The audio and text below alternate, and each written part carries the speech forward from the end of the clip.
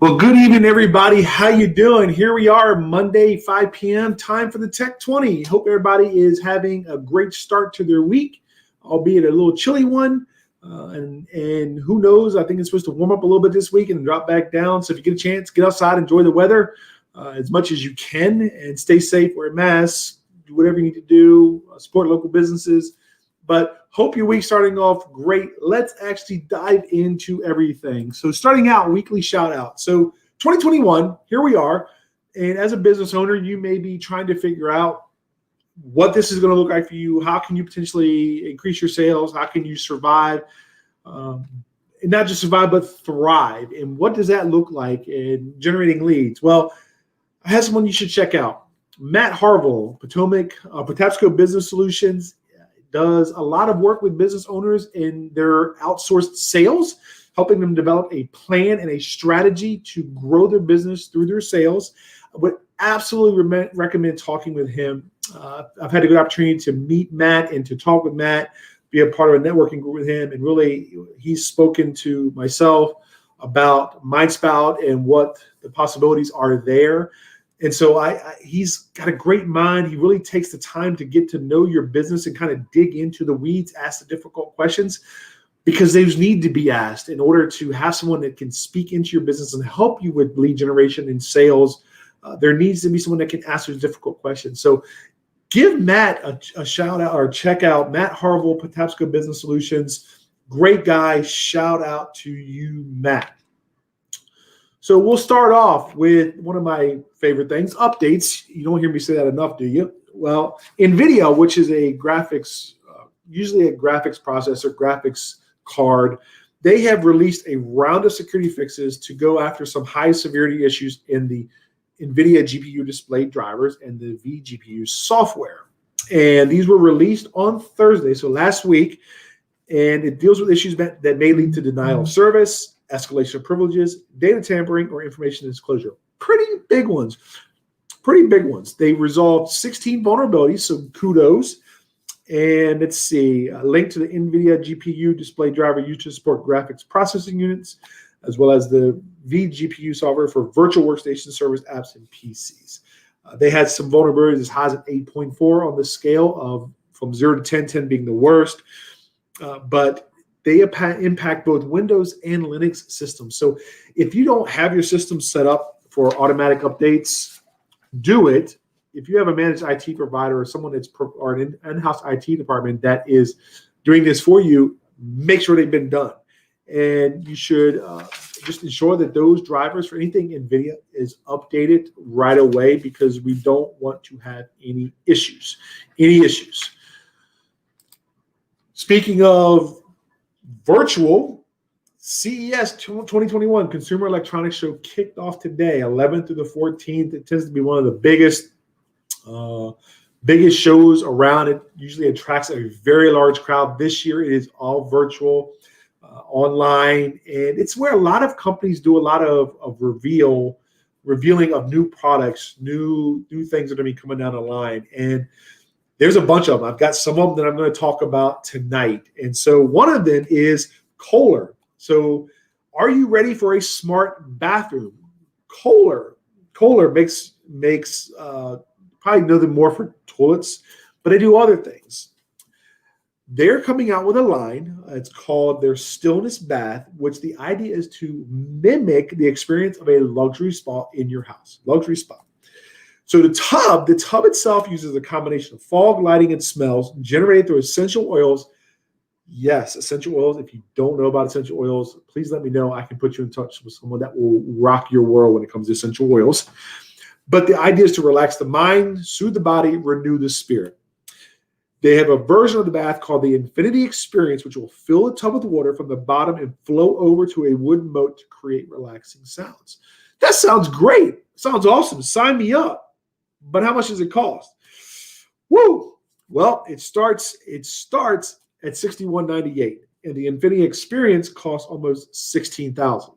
So it comes with a price tag. But hey, relax the mind, soothe the body, renew the spirit. I'm all in. Launch is next year, so it's not even going to come out this year. Kohler is also coming up with a smart toilet. It's their innate intelligent tool. It will open and close automatically, has a heated seat and a personal bidet. Also has a remote. Sorry, gotta laugh. Heated seat, open and close automatically. Yeah, okay, nice. We'll see. And then finally, touchless faucets. These include sensors line to automatically turn on without touching the handles. That's not anything new, but they were having their own line. I'm still hung up on the smart toilet because that cracks me up. But it is what it is. So how about something else? How would you feel if you had a 56-inch curved screen in your car? 56 inches. So think a standard TV, 55 inches, but curved and in your car. Mercedes-Benz is doing just that. It's called their Hyper Screen. It will be a screen that will be inside their new electric car, and it's their EQS. That's what they're calling this new electric car. And the design is it's designed to compete against the Tesla Model S and Porsche Taycan. It's going to debut in 2022. But they revealed on Thursday, this past Thursday, a curved screen that will span nearly the width of the car's interior. So unbelievable. And this is just, again, it's this race for cars becoming computers on wheels. It's happening. That's what's going on. This is just another one up. Let's see. It's going to debut in the spring. And let's see. It describes the Hyperscreen as an OLED curved screen panel that extends almost the entire width of the interior from the left to the right A-pillar. If you don't know what A-pillar is, go look it up. Definitely an attention getter, but here's the big question. This is one that was posed by car research site Edmunds. Is it going to be a distraction? Will it distract drivers from watching the road? Will they be looking at this screen? It'll be in your peripheral, 56 inches. How can it not be in your peripheral vision? But Mercedes says it's designed the system to ensure that people keep their eyes on the road and hands on the wheel by incorporating AI to enable voice commands and hands-free predictive controls. We'll work with the Mercedes-Benz user experience infotainment system. If the passenger seat's not occupied, the screen becomes a digital decorative part, animated stars, et cetera, et cetera. But yeah, I'll be curious to see that 56-inch screen, and that is impressive. Talking about screens, LG, this has been rumored for a while, for at least the last couple of years, that they were going to have a rollable screen, a smartphone with a rollable screen. A display, it's a device with a display, starts out phone size and stretches into a tiny tablet. Still not quite done, but LG offered a glimpse of it today during its CES 2021 press conference. It's going to be called the LG Rollable. It's a rollout screen. Makes sense.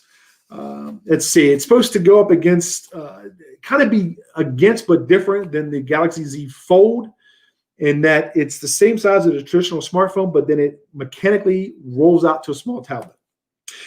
Hasn't been a whole lot of details on this. Let's see. We'll see. Let's see. I'm looking here. Probably looking later this year or next year, but I'll be curious to see what that would look like, how that would actually function. But let's see. Continuing on this line, TCL, which is it was alluded to in this article that I read about the LG. It seems to be some of their competition where they have unveiled a concept tablet built around a 17-inch rollable printed OLED display.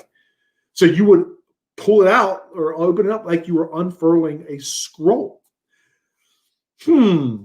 What they're expecting is, or what they kind of envision, what TCL is saying is they're envisioning using it for detailed maps on a hike or other situations where laptop-sized screens would come in handy.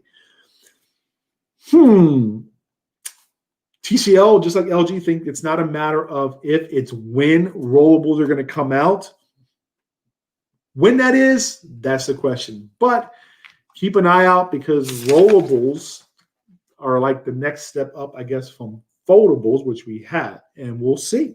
We shall see. Samsung, couple pieces of news from Samsung. They are rolling out a new, bigger and bigger TV. They are 110-inch TV that will, let's see, and understand that TV sales grew in 2020. More people were at home. The market grew by 20%. Americans bought 20% more TVs in 2020 through mid-December than in 2019. And Samsung dominated that with about 23% of shipments in the third quarter of 2020. So it's huge. It's huge. So Samsung has not released pricing, although some people have put the price as high as $159,000 for a 110-inch TV.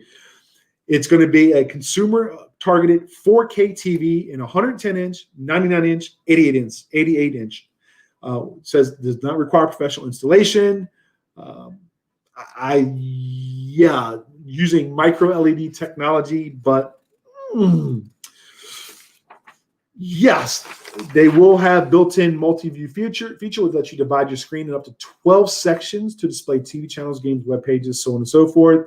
It will also have Samsung Health Smart Trainer, which will allow your room to be the room that's in be your gym.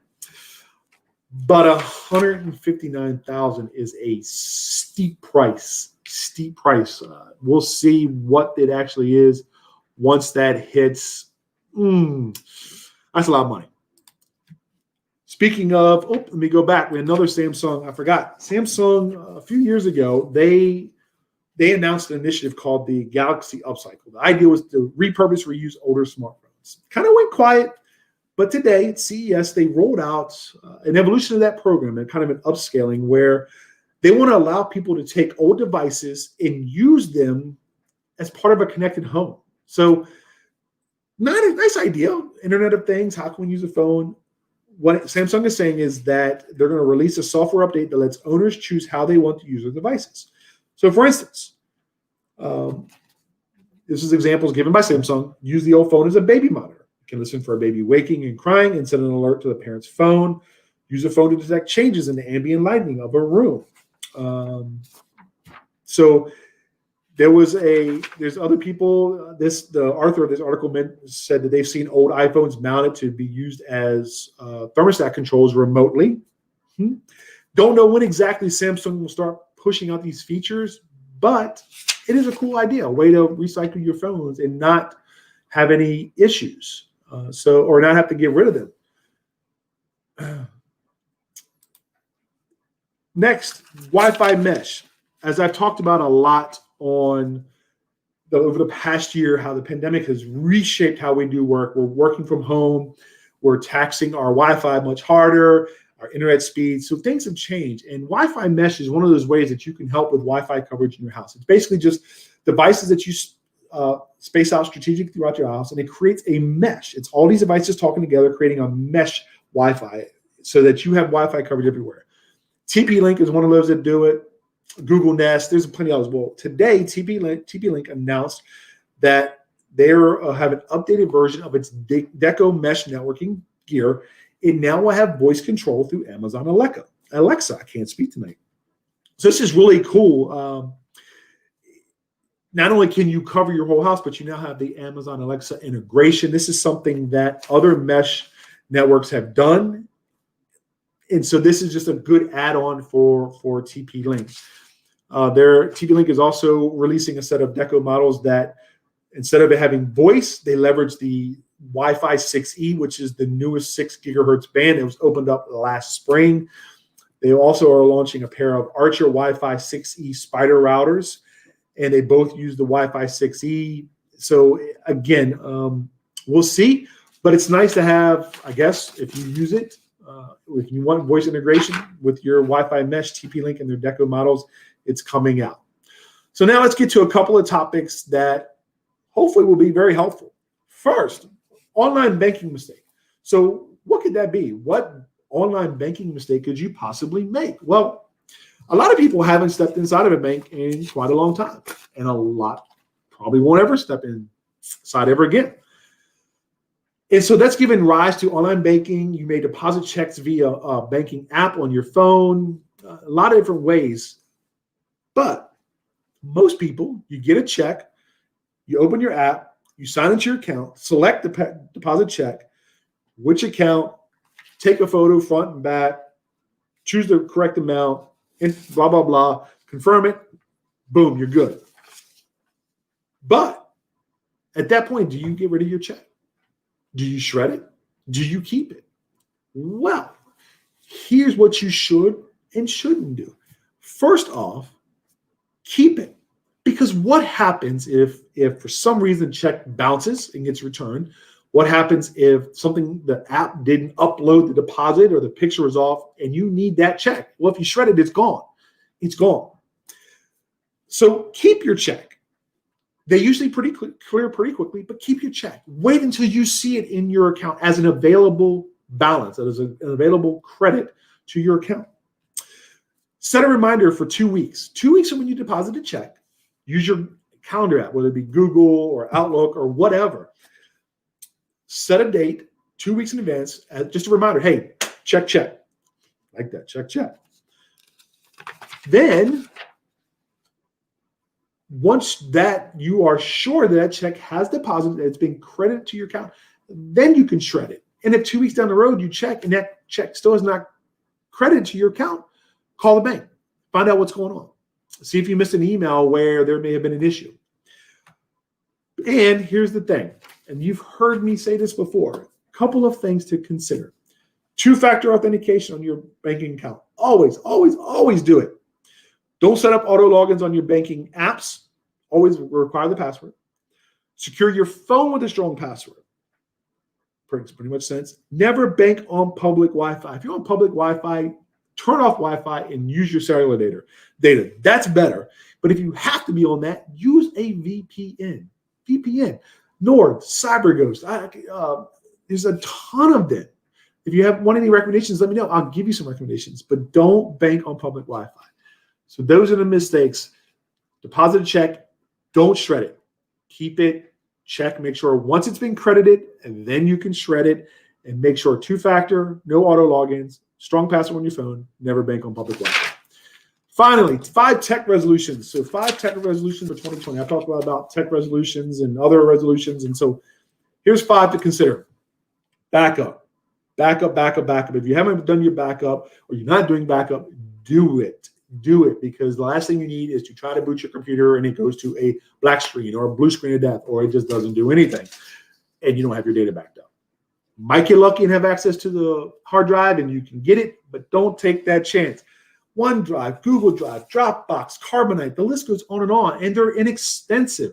Talk to me. I'll be glad to help you out. Back up your data. This one, I didn't necessarily like the wording. I will use cybersecurity software. It's kind of misleading. For me, the way this talks about, use a good antivirus, a good endpoint detection, something that can identify, quarantine, delete, and report suspicious activity.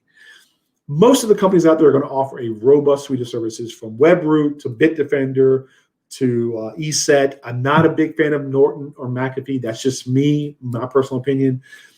But get it and use it. Most of them now, you pay for a yearly fee and you can cover 3, 5 unlimited devices, depending on how many devices you have, including mobile devices and tablets.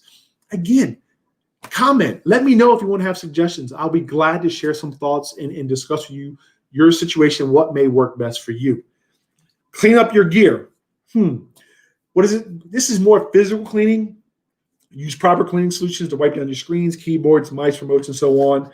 You can use things that are UV light for your phones and keys, things like the Homemedics UV Clean Phone Sanitizer. Let's see, you have, Homemedics has a larger UV Clean portable sanitizer bag. Desktop computers with a tower use a handheld vacuum to clean out the fan. Be careful. Dust, pet hair, so on.